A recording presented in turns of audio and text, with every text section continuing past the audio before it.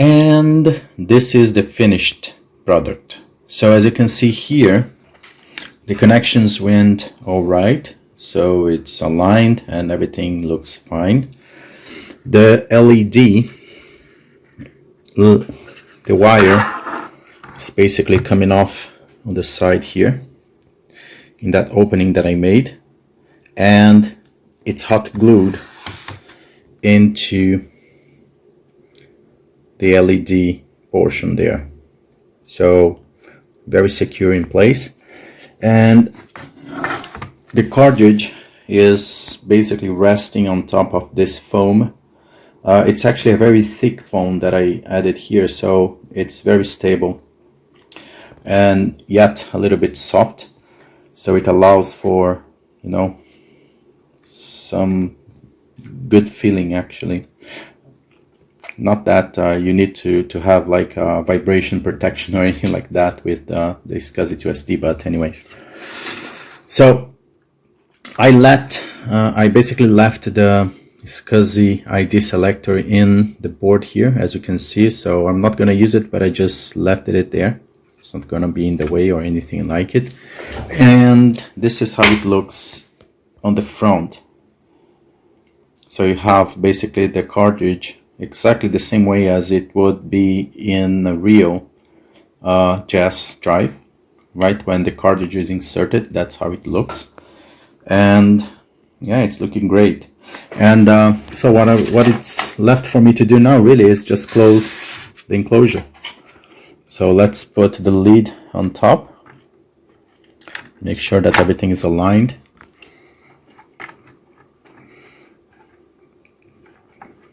And yeah, like that.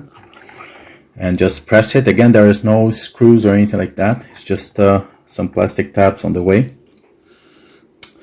It seems to be aligned. Yeah. There you go. It's closed and perfectly aligned.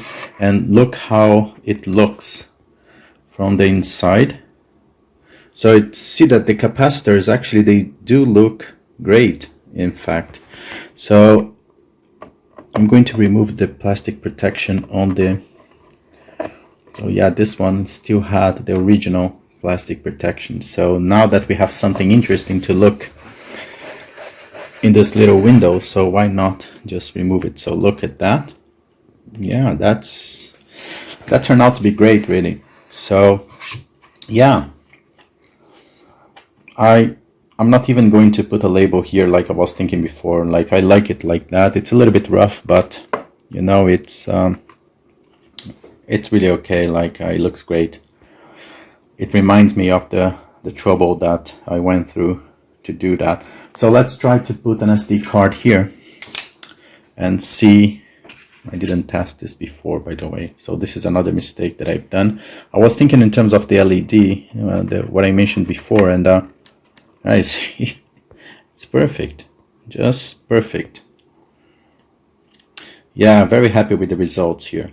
So what is left for me to do is basically connect that to my Color Classic and see whether or not this works, and also the LED. So let me do this now. I'm going to cut the video here quickly, and I'm going to then cut to the Color Classic there. So okay, it's connected to my Color Classic now. I just have to power it on and see whether or not this works. As you see, the one in the bottom is an actual Jaz drive, and the one on top is the one that we just created.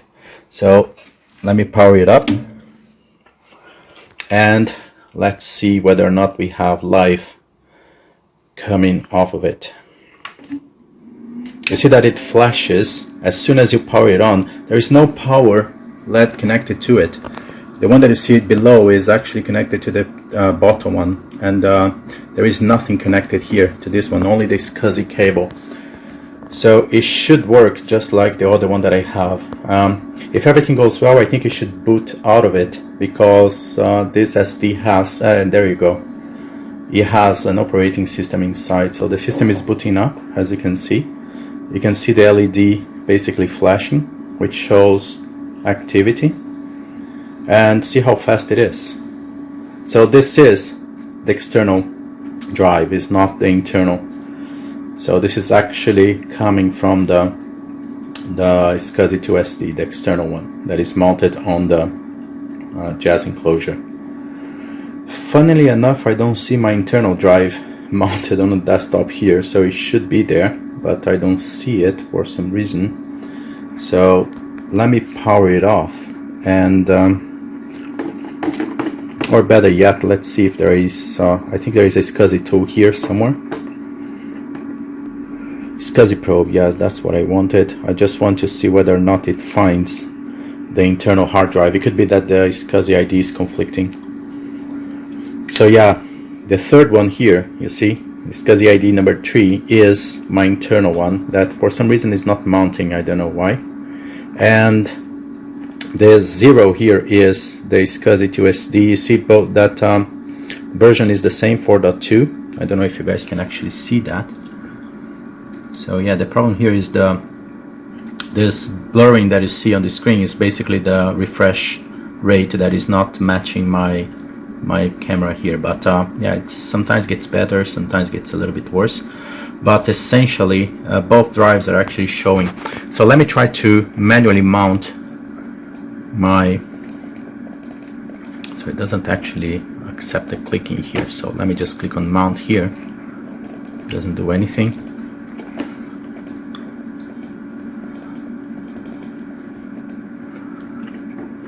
Yeah, so yeah, for some reason it's not mounting my internal one.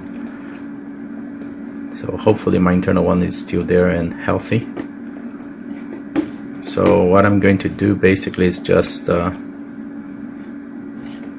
power down, disconnect the SCSI2SD external one, and actually I don't have to disconnect it, I just have to eject the SD card. That should be enough to prevent the booting from it. And let's see what happens. So you should boot from the internal now.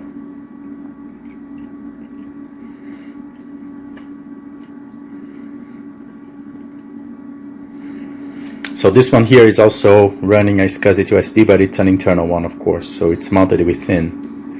So hopefully, as you can see, the LED keeps flashing because basically saying, okay, I see that there is a SCSI element here, but I don't see any image that I can boot from because I ejected the SD card. So this is expected.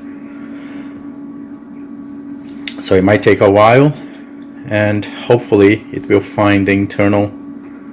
Yeah, there you go. So now it's booting from the internal one. Yeah, it looks okay. For some reason it didn't mount when I booted from the external one, but it doesn't really matter, like it looks fine. So it works just as expected. It does look great, and I'm really happy with how this project turned out to be. So yeah, it's working just great. So just removing here the SD so you guys can see without anything, and if I need to update the firmware or configure anything on the SCSI2SD, I have the USB port just there. And yeah, that's it, guys. Another view from the top here. Amazing, very happy with it. So yeah, that's basically the end of this project. Very happy with the results. So if you guys are feeling like inspired, go for it. I totally recommend. Cheers, guys. See you next time.